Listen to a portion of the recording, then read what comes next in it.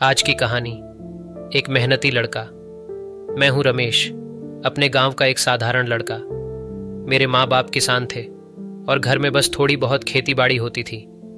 हम 7 लोगों का परिवार, 3 भाई, 2 बहनें। हम सब एक ही कमरे में रहते थे, जमीन पर सोते थे और रात के खाने में दाल रोटी से गुजारा होता था। जीवन की यही सच्चाई थी।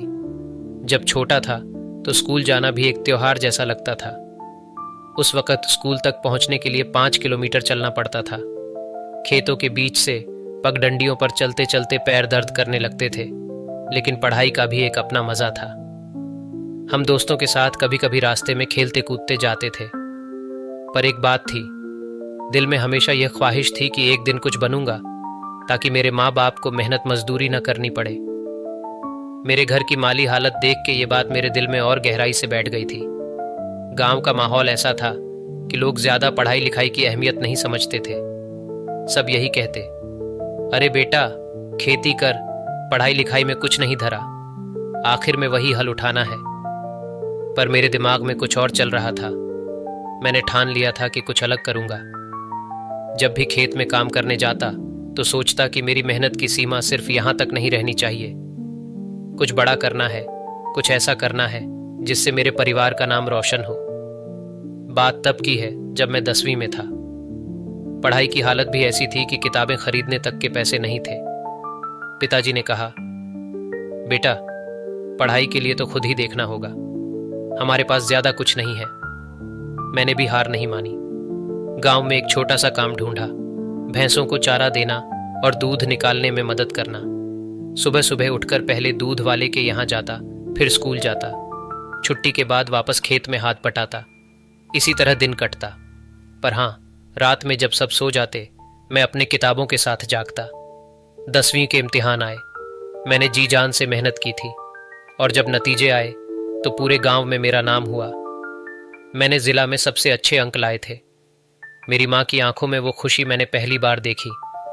पिताजी ने भी सीने पर हाथ रखकर कहा, तूने हमारा नाम ऊंचा कर दिया बेटा।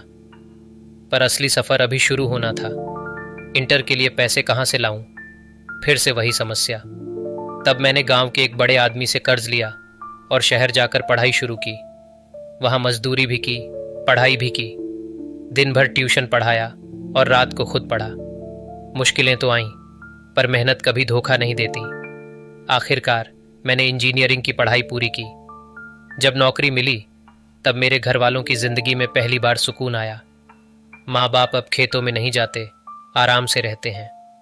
मैंने अपने छोटे भाई बहनों को भी पढ़ने में मदद की और अब हम सब मिलकर उस छोटी सी झोपड़ी को पक्का घर बना चुके हैं।